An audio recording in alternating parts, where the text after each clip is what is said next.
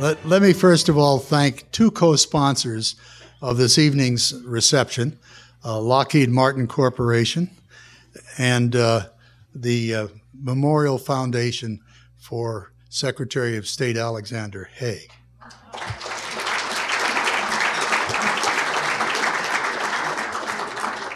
Lockheed Martin is one of our marvelous supporters. They've been members of the Council and supporting its studies since 1985, going back to Martin Marietta days, for which we're really appreciative. That was underlining Martin. And Robbie Harris has been a member of our Board of Trustees for a number of terms, I think for at least 12 years, and we appreciate that very much.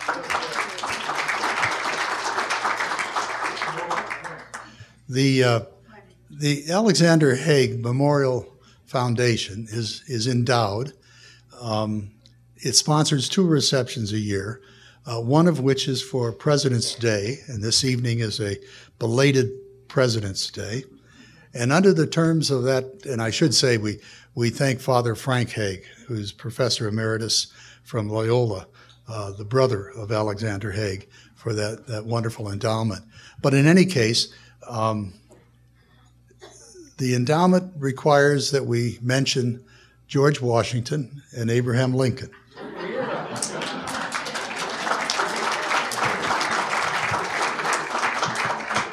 There may be a few of you old enough, as I am, to remember when we got off both on Washington's birthday and Lincoln's. And of course, those are two marvelous figures from our history, which are always worth remembering for all kinds of reasons. Of course, I'm reminded that in today's era, where women in American societies are playing more and more diverse roles than they have, no one's ever questioned the importance of the American woman in American life. And George Washington, of course, said, everything I am, I owe to my mother.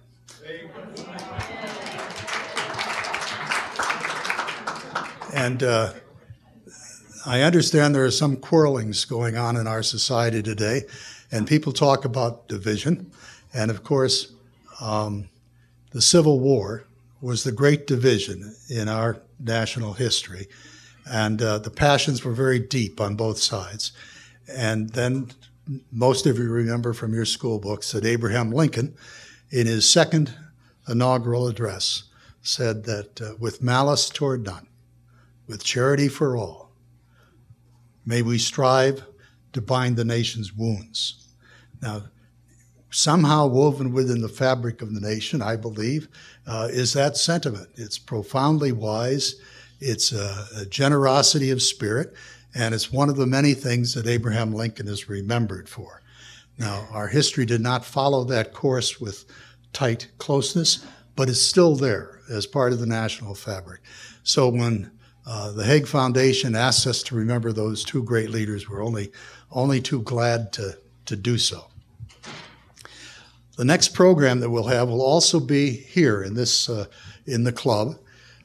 We'll be joined, as you know, by Professor Lieber, Bob Lieber of Georgetown University, and his title will be "Still the Indispensable Nation?" ?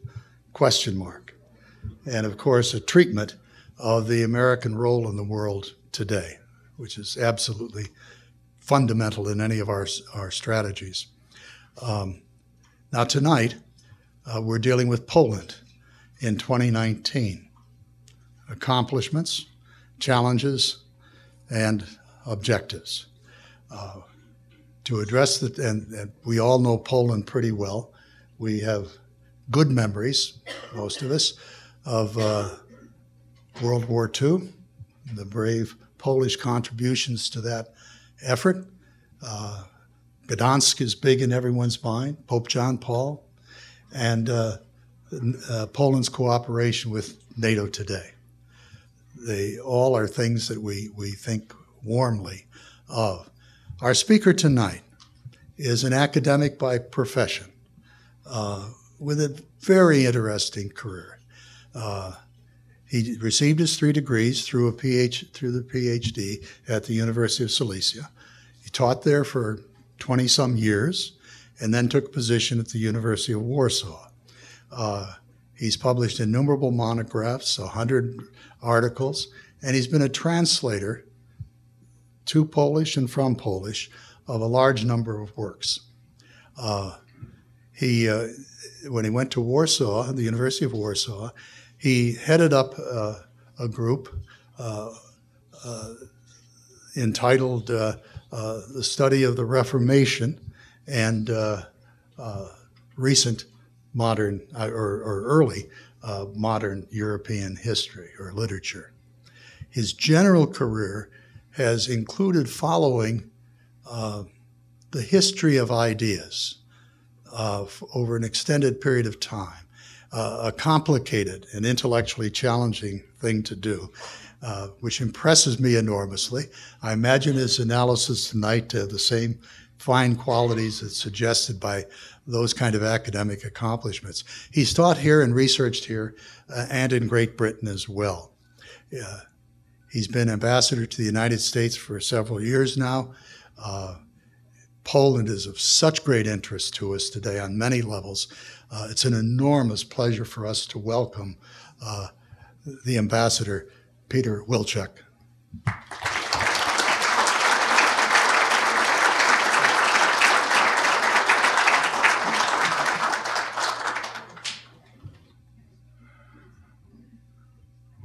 Thank you. It's indispensable. Ladies and gentlemen, I understand that this is just a warm-up and we are waiting for the star of the evening who hasn't arrived yet. So I will try to be a replacement for a few minutes because I understand that such a big crowd is waiting for a big star. I'm really, seriously speaking, I'm very honored to be here, to be your guest. So I've prepared a presentation for 30 minutes. It will be extremely boring because I wanted to make it very comprehensive. I know that this is a very diverse crowd. People who know something about Poland and people who don't know. So for that reason, this will be like a boring lecture. So if there's still some drinks outside, so people who don't like listening to lectures, please go and enjoy drinks and come back to Q&A because Q&A may be much more interesting. So now the serious part. There will be no jokes. Council members, distinguished guests, ladies and gentlemen, good evening to everyone. Let me start off by saying that I'm honored to be by the invitation from the Baltimore Council on Foreign Affairs. The discussion that the Council fosters is one we really need in today's complex world. And the Council has an impressive record of bringing people together to examine some of the day's top issues. I especially appreciate your interest in international affairs pertaining to my home country of Poland. And I'm excited to address you tonight about Poland's political, economic situation and aspirations. Actions are driven by goals, policies are dictated by objectives. Poland's overreaching goals are to ensure the security of our country and its citizens and to promote overall growth. The aim is to create conditions for Polish society to prosper and thrive. Along these lines, Poland seeks to bolster its defense capabilities and energy security and supports initiatives that foster economic and social development. In the international arena, we pursue these goals in large part through NATO and the European Union, partnership with the United States, and more immediate regional cooperation. So let's take a closer look at these different areas. Security is a top issue for Poland, both within our borders and internationally. As I'm sure you all know, just a few weeks ago, the Ministerial to Promote a Future of Peace and Security in the Middle East was held in Warsaw, co-hosted by Polish Foreign Minister and American Secretary of State. This ministerial conference brought together delegations from 62 countries. We believe that this event will have significant consequence down the road for building stability in the Middle East and around the world. NATO is the foundation for Europe's security. Collective defense cooperation is essential to maintaining the safety of our nations in today's world. Poland entered the alliance in 1999, and ever since it's been a vital element of our security and foreign policy. An alliance means both support and responsibility. Poland isn't willing to stand aside and let other countries do all the work for it. Thus, we are actively building our own military capabilities, in large part through modernizing our equipment. I'm sure many of you have heard that Poland is one of the few members that meets NATO guidelines for defense spending as a percentage of GDP. And not only this, but Poland's government signed into law a resolution to steadily increase our defense spending to 2.5% of GDP in the coming years. Especially in light of Poland's seat on the UN Security Council for the 2018-29 season, we strive to be an example of responsible defense policy. We take our role in NATO very seriously. In the spirit of alliance solidarity, Poland has participated in most NATO operations, from Kosovo to Afghanistan to the Baltics and elsewhere. For instance, Poland has been actively engaged in Mission Resolute support, a NATO-led initiative launched in 2015 to train and assist the Afghan National Defense and Security Forces and help bring stability in that region. A bit closer to home, Poland is currently leading NATO's Baltic Air Policing Mission, a function the Polish Air Force took over at the beginning of the year. In this way, our Air Force is making a key contribution to safeguarding NATO airspace while working alongside fellow alliance partners. The world of today changes faster than at probably any other time in history. Security threats, as well as opportunities for cooperation, are constantly evolving. NATO must adapt its defense strategies to correspond with new situations. And an unfortunate reality of our time is that much of the threat to the alliance comes on its eastern border. Russia seeks to change the political order that had maintained peace in Europe since the collapse of the Iron Curtain. You only have to look at ongoing Russian aggression in Ukraine or other recent examples such as the war with Georgia to see the way Russia threatens Europe's security architecture. Moscow disregards the most fundamental aspects of international law, such as the inviolability of borders and the renunciation of the use of force, and blatantly violates the basic principles of the UN Charter. Russia sees force as a way to achieve political goals and has not demonstrated willingness to change. Especially given these circumstances, Poland calls for a strong NATO presence on the eastern border of the alliance, including in our country. NATO's support for our region has definitely not been lacking.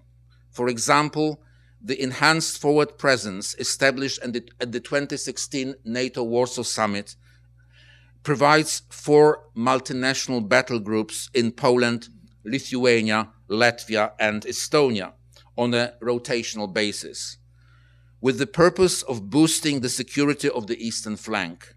NATO Battle Group Poland is stationed in northeastern Poland near the town of Orzysz.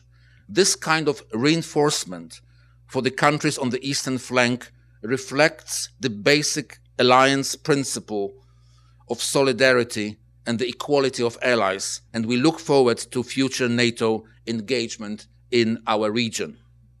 On the topic of NATO, American participation is crucial to the alliance's effectiveness, and success. NATO brings together many nations, both the unique role,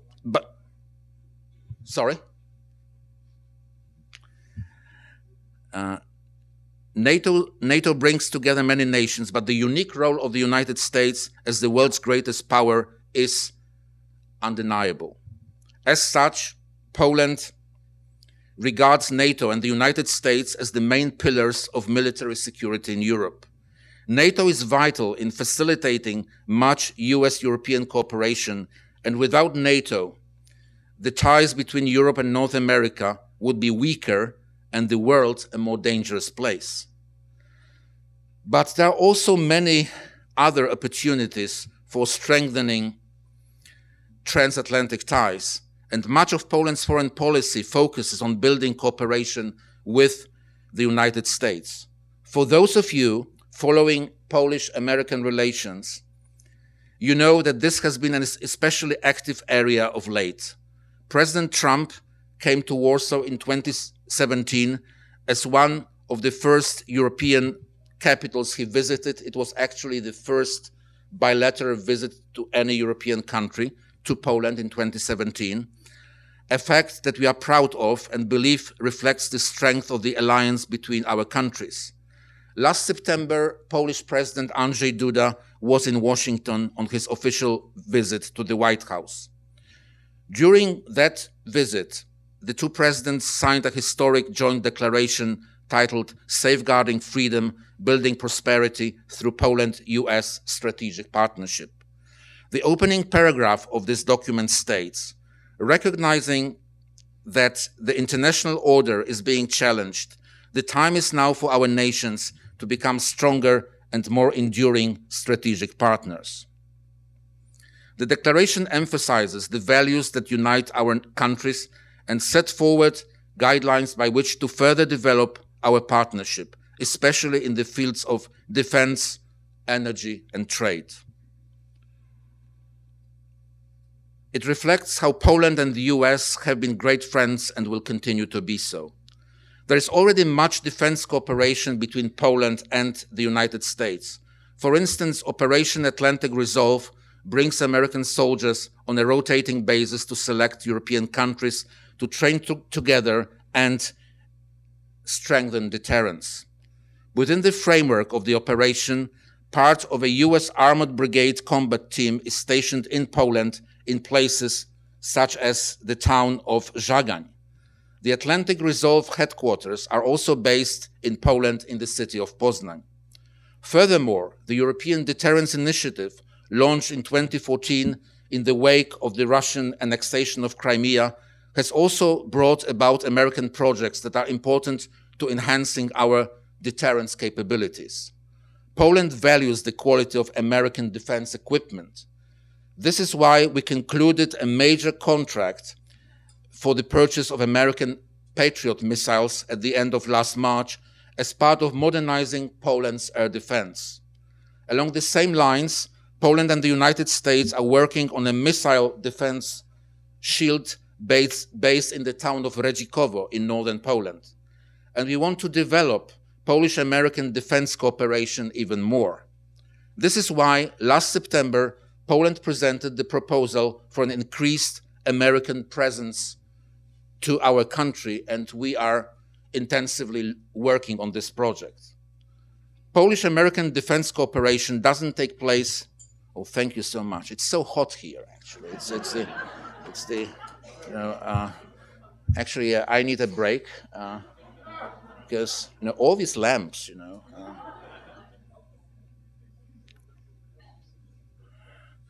Polish-American defense cooperation doesn't take place in a vacuum. Rather, Poland and the United States support each other in the broader European and transatlantic context. It's important to remember that these communities aren't mutually exclusive. We all seek security and rely on each other for defense.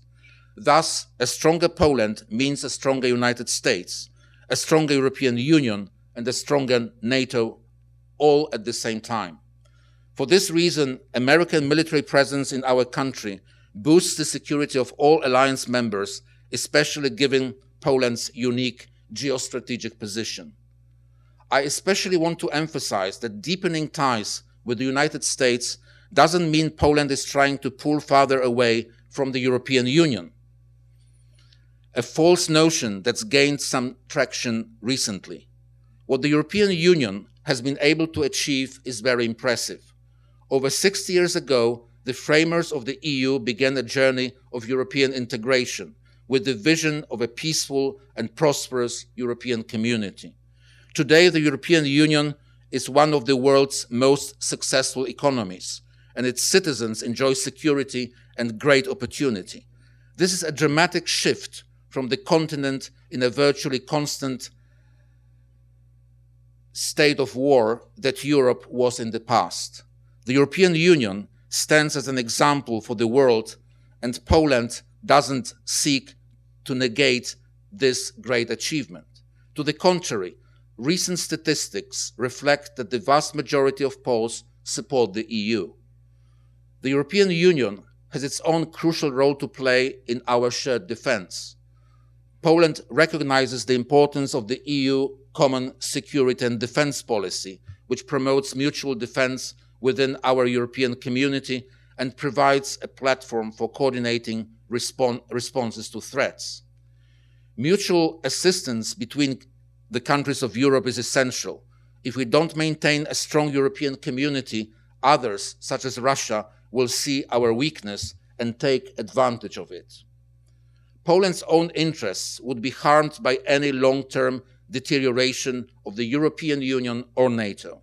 Thus, we stand behind both of these communities and favor increasing cooperation between NATO and the EU. So let it be clear, we Poles are strong believers in the European Union and the European integration.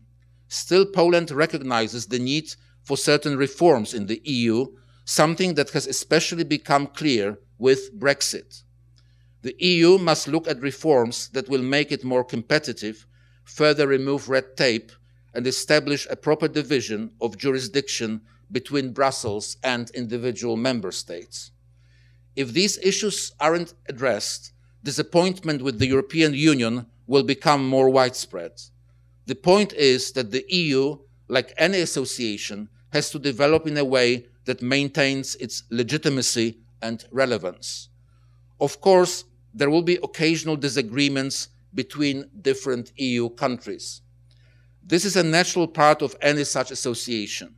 An important part that Poland stands behind is that the governing bodies of the European Union cannot be strengthened at the expense of the prerogatives and democratic procedures of individual member states. The reality of Europe is that its countries have strong individual identities, a historical fact resulting from the development of our continent. So I believe we'll never have United States of Europe like we have United States of America. But rather than being seen as an obstacle to be removed, European diversity and national identity are a source of strength.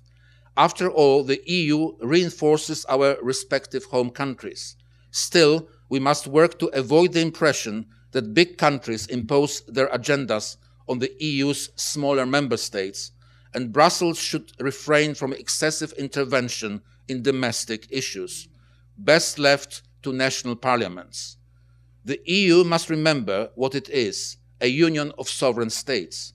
This is when we are at our strongest, and what Poland wants is a united and strong Europe. Part of the way we achieve a strong Europe is through closer regional cooperation in our immediate European neighborhoods. Poland is inherently linked with her neighbors in Central and Eastern Europe. Together we faced some of the 20th century's greatest challenges, including the experience of communist oppression and the transition to democracy. Although the challenges are different today, we continue to face many common issues. Thus, Poland has a particular interest in promoting close cooperation between Central and Eastern European countries. As this region's largest state, we bear much of the responsibility for promoting its stability and success. Of special importance to the region's development is the so-called 3 Cs initiative: connecting 12 partner countries between the Baltic, Adriatic, and Black Seas, the Three Seas Initiative seeks to further untap the great economic potential of the region. Our 12 countries are home to more than 112 million people and constitute over a third of the territory of the European Union. Much of this region's potential remains underdeveloped, in large part due to inadequate infrastructure. Historically, the political and economic development of Europe has been focused along the east-west axis. This is where the Three Seas Initiative comes in. By improving transportation, energy, and communication infrastructure between our countries on the north-south axis, we will attain more sustainable development in our part of Europe. Okay. The first disaster today. Looking for more. Just that's how Q&A will look like. Greater infrastructural integration of this region will also make it more attractive for foreign investment, including from the US. Actually, the United States is very much interested in this Three Seas Initiative, and the first visit of President Trump to Poland in July 2017 was included a meeting with 12 presidents of these countries. I'm sorry, I just got a tweet. They already tweeted this. I mean, this presentation. So, my embassy, yeah. So thank you for making me famous. In this way, the Three Seas Initiative will strengthen the European Union by helping to level existing regional disparities. Toward this end, the initiative's countries have established the Three Seas Fund, which will help finance infrastructure projects. We also appreciate the support of the support the United States has shown for the Three Seas Initiative. We have to remember that the European community isn't limited to EU member states. It includes other countries with histories and aspirations integrally linked to their neighbors in the European Union, such as Ukraine. Poland is a committed friend of Ukraine, and we continue to support the territorial integrity of Ukraine in the face of Russian aggression, as seen in the illegal annexation of Crimea and the war in the Donbas region. Poland doesn't seek to isolate Russia. On the contrary, we recognize the importance of maintaining dialogue with Moscow. However, this communication must present a clear message from the West of its refusal to accept Russia's use of force as a tool of foreign policy. Poland favors what we call the 3D principle in NATO-Russia relations: defense, deterrence, and dialogue. So until Russia implements the provisions of the Minsk agreements and respects the sovereignty of its neighbors, the West cannot lift sanctions and political pressure on the Kremlin. Of key concern in the crisis between Russia and the West is the Nord Stream 2 pipeline. This project will double the capacity of the line that currently runs through the Baltic Sea from Russia to Germany, allowing Russian gas supplies to be redirected from previous transit countries such as Ukraine. Nord Stream 2 isn't just an economic project, but has profound political implications. Russia has a history of using energy for political coercion. Until now, Ukraine has been an important transit country for Russian gas deliveries to the European Union. Transit revenues from current pipelines are economically significant for Ukraine, contributing about 3% of its entire GDP. In addition, Russia needs the uninterrupted gas transit passing through Ukraine, which gives Ukraine a degree of political power in its relations with the Kremlin. Consequently, Nord Stream 2, bypassing Ukraine, will significantly weaken its position, removing an important obstacle to further Russian aggression. Ukraine is already in a very difficult position.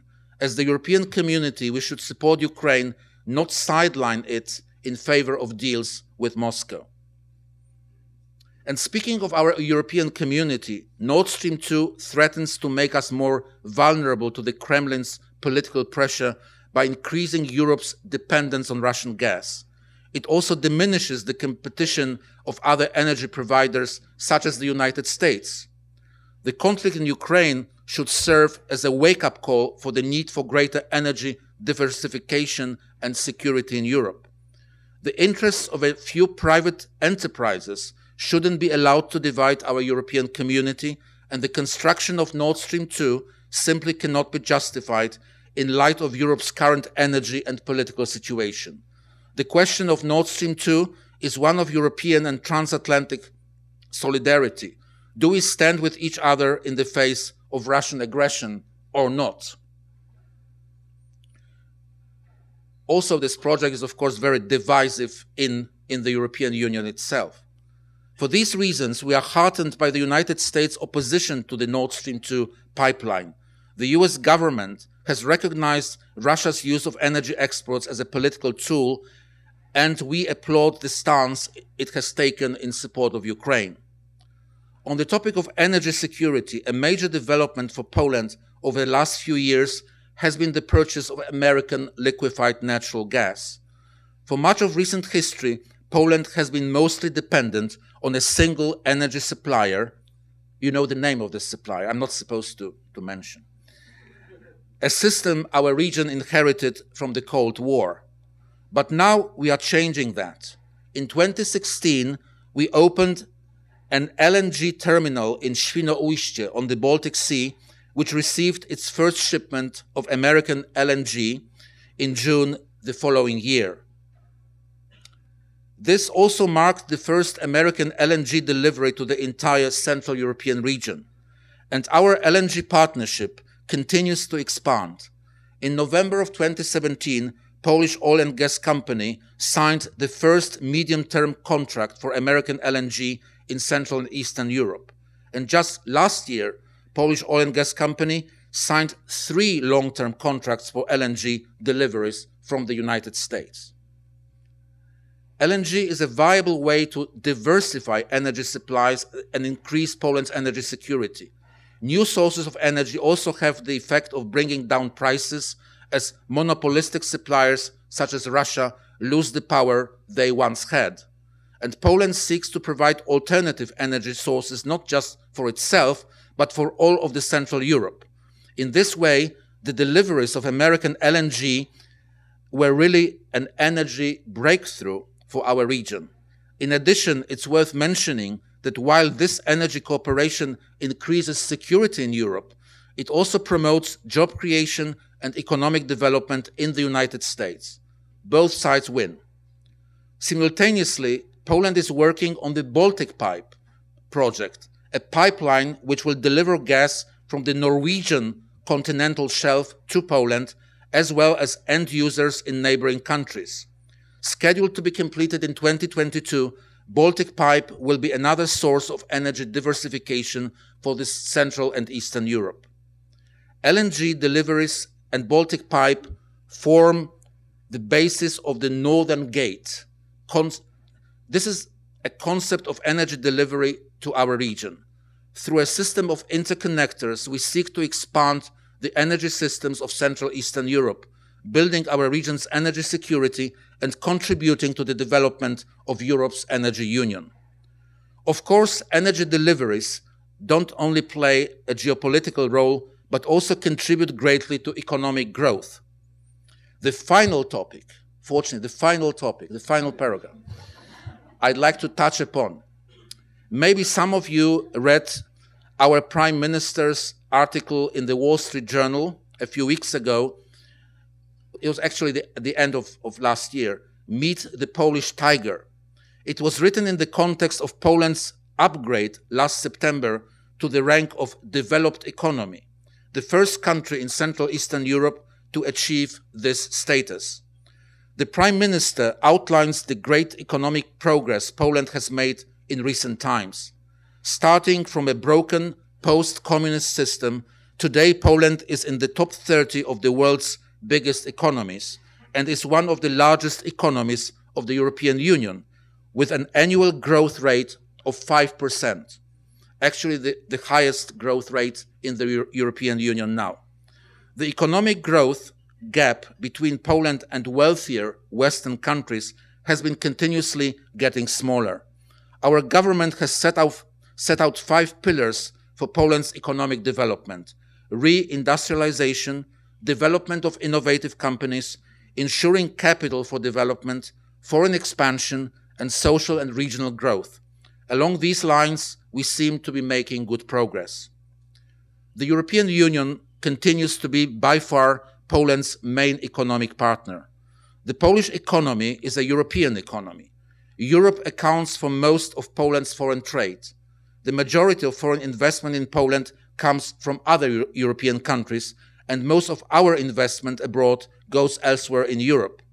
We recognize the great benefits of the EU single market, including specifically for the Polish economy, and Poland stands behind the principles on which the single market was founded: freedom of movement of people, goods, capital, and services.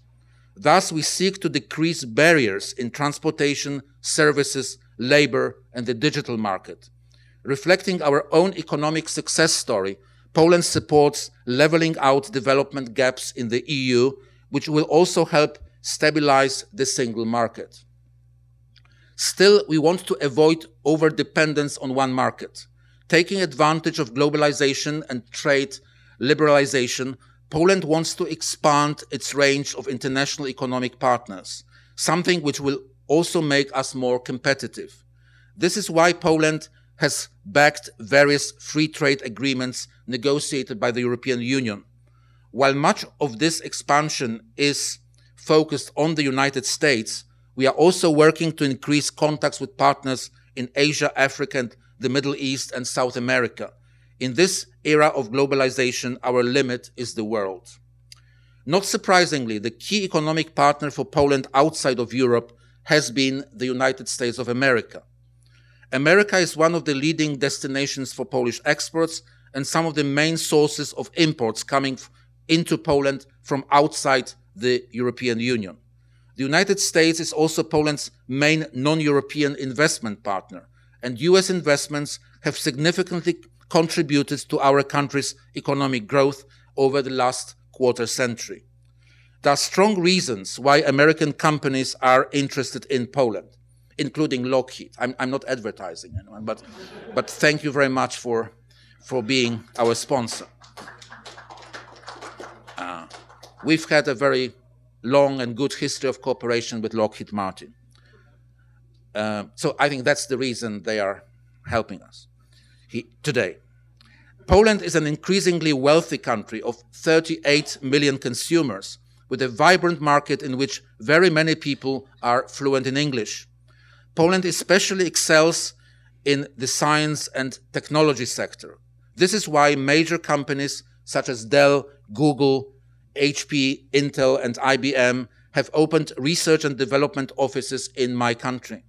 I can say that the interest of American businesses in Poland is confirmed in my frequent discussions as ambassador with representatives of American companies. Still, there is much room to expand our economic ties.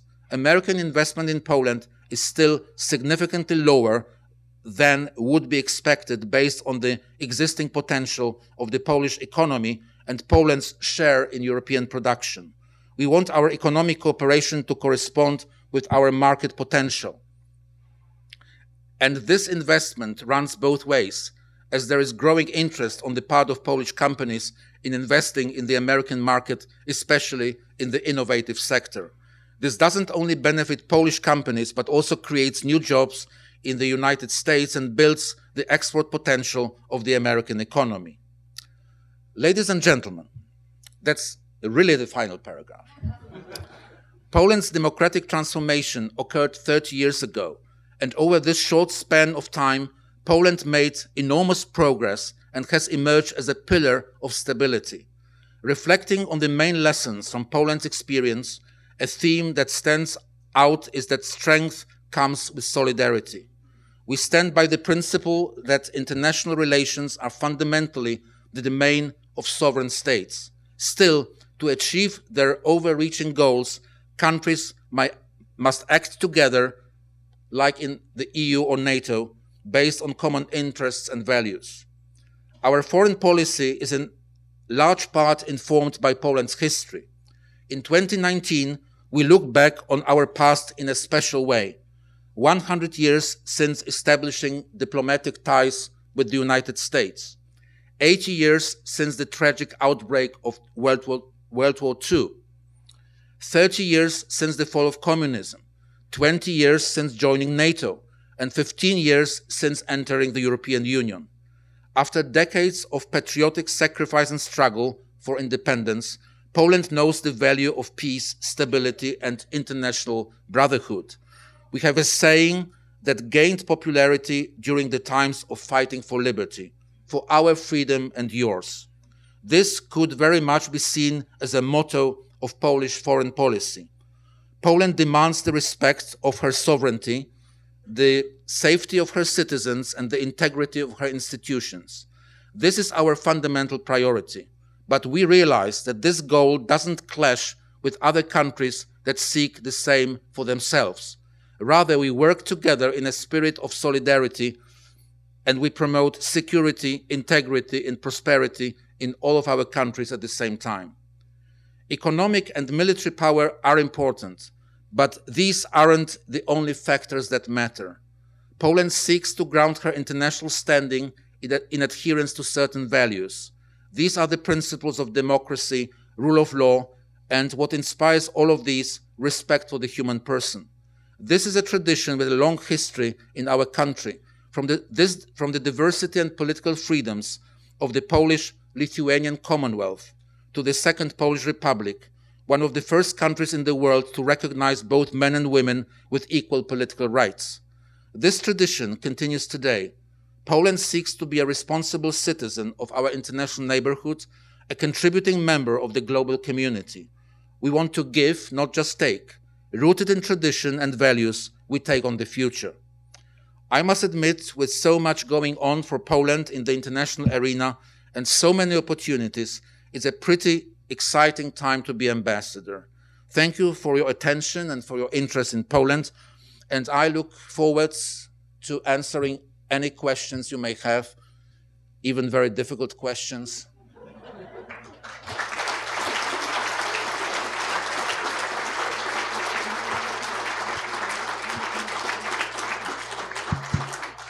Yeah, I'm very concerned that no one has left so far. The ambassador said he wanted to have a comprehensive presentation, and indeed you did. That was absolutely wonderful. Half the way through his presentation, Robbie Harris whispered to me, hence the pause on the part of the ambassador. But what he said was, I like this guy. For what that's... The floor is open for questions. Ma'am. So the question was about relations between Poland and Israel, which actually I didn't mention because I was sure it would be, the first question. So paradoxically, as one of the major politicians said recently, relations between Poland and Israel, haven't been so good as they are today. Not only my relations with Ambassador of Israel to the United States, Ron Dermer, we have excellent relations. We organized together in December a joint event celebrating the 70 years of the State of Israel and 100 years of Polish independence. We did it as a Hanukkah event in December just to emphasize how good relations are between Poland and Israel. In June last year, two prime ministers, the Israeli Prime Minister Netanyahu and Polish Prime Minister Morawiecki, signed a joint declaration of friendship, of cooperation between Poland and Israel. I will just explain why they signed this, but still it was a very significant declaration, which we can compare to the declaration signed between President Trump and our president 3 months later.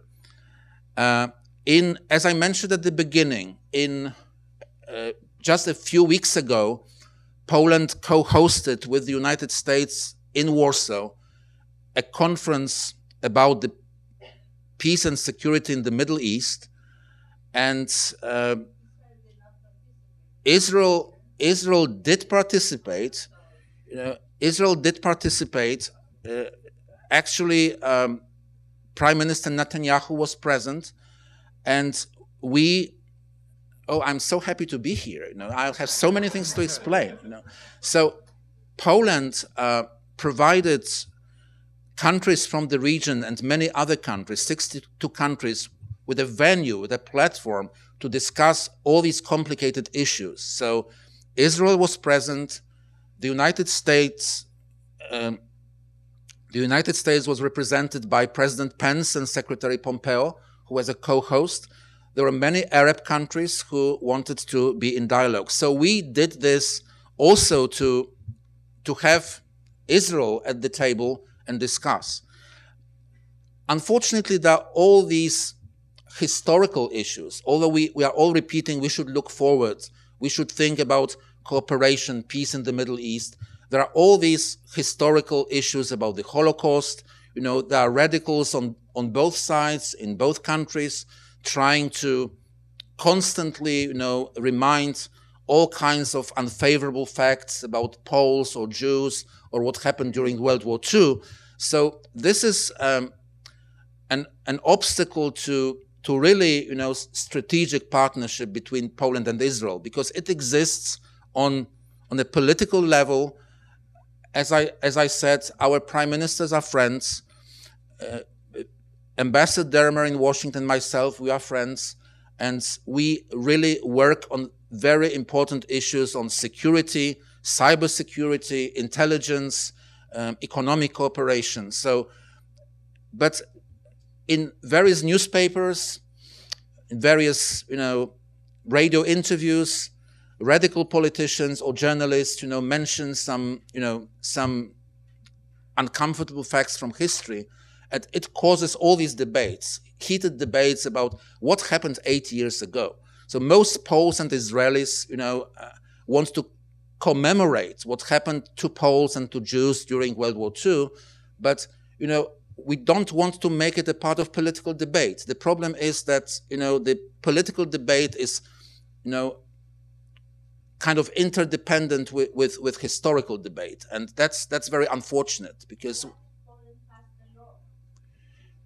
well, which law? I think you mean this anti-defamation law, which Poland passed, and then it was cancelled. So Poland, as you may know, so why mention that? That's my question.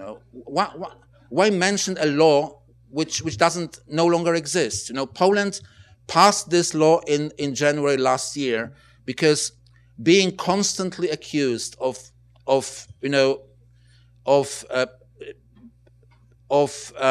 participation as a nation, as a state in Nazi crimes, which, as you know, never happened. Poland had no collaborationist or fascist regime. Poland had a government in London. Poland was occupied by Nazi Germany, and many awful things happened on the Polish territory, which was not under supervision of any Polish government. The Polish government in exile was in London. So because of all these accusations that Poland was complicit in the Holocaust, a controversial law was passed, saying that it's criminal to mention that Poland was complicit. And we realized this was a mistake, that although it's unjust to say that Poland as a country, as a state, as a nation was complicit, but of course we agreed, the Polish parliament agreed finally that it's not a way to deal with history. So this law is no longer is no longer there. And actually this June declaration of Prime Minister Netanyahu and our Prime Minister was about this, that we should keep a dialogue, but not in such a way. So So that's my point. Thank you.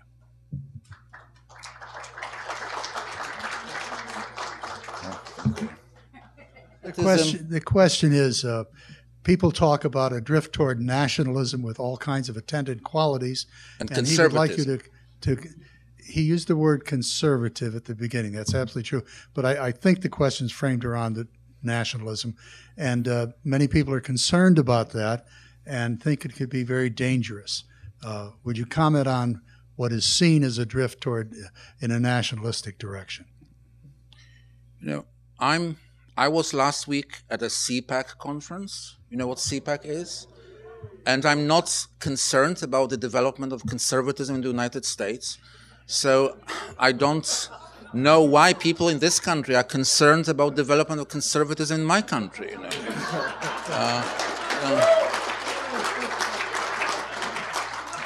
I mean, I'm serious.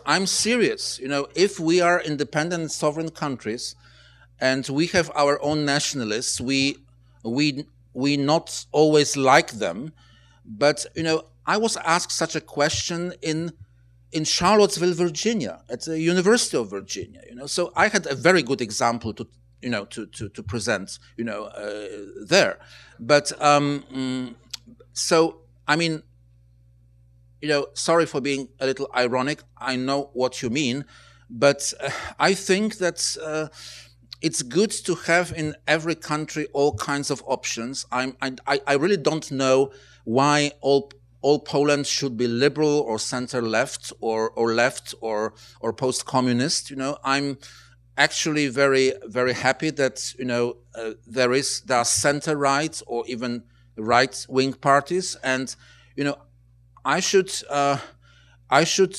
can even, you know, repeat what the American ambassador to Germany, you know, said some time ago, that he is really, you know, he really likes, you know, the development of conservative parties in Europe, not in a sense that he promotes them or he supports them, but it's good to have diversity. So you know, it depends on, you know, so it's just about if the country is democratic, and there are very special indexes to measure that, not just impressions from reading New York Times.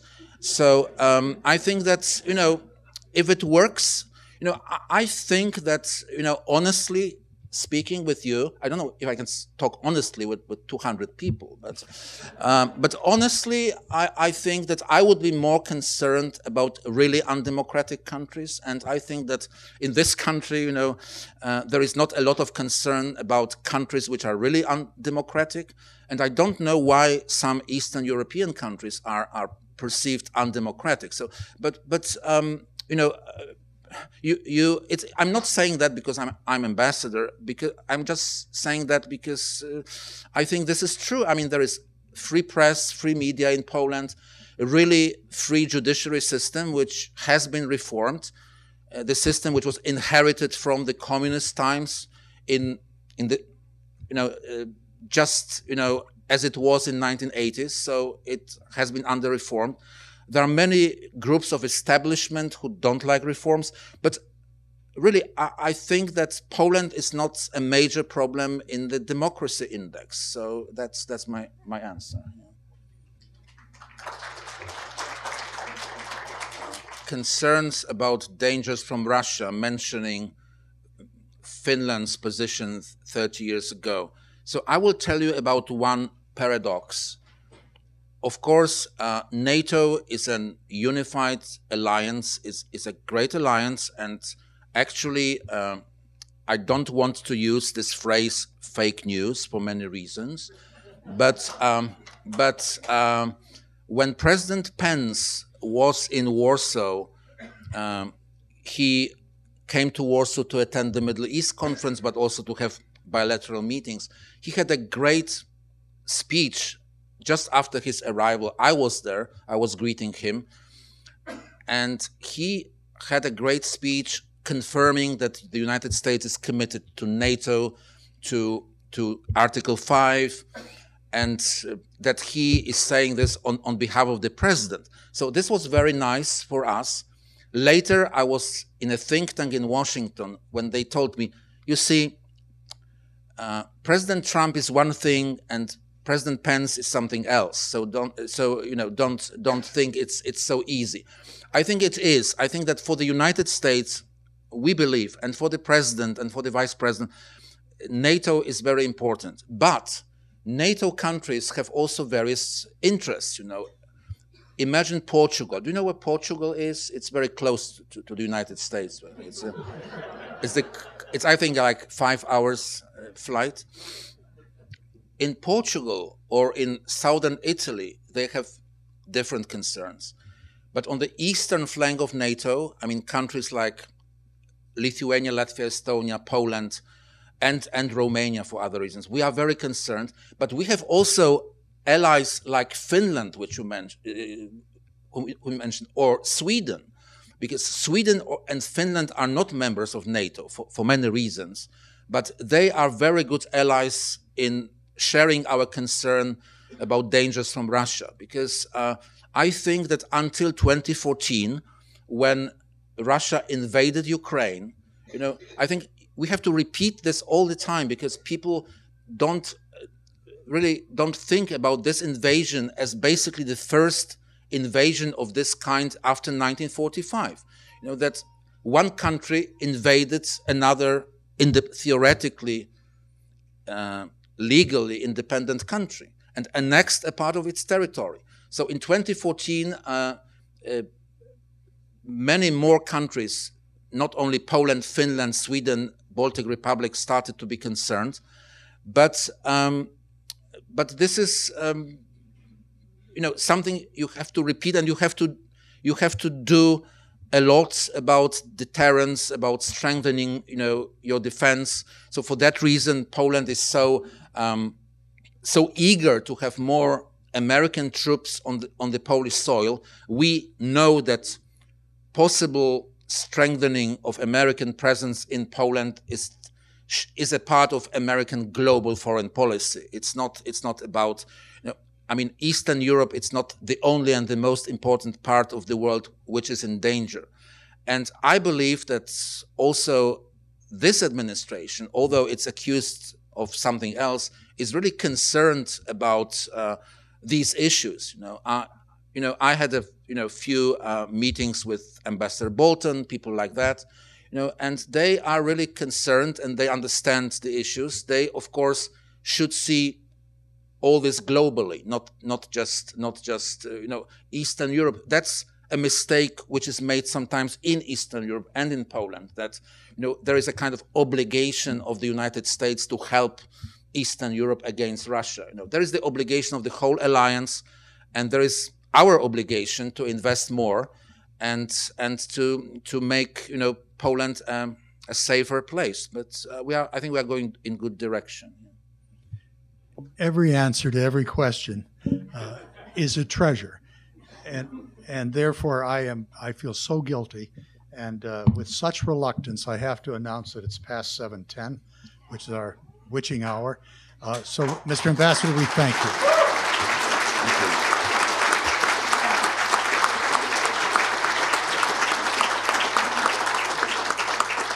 Thank you.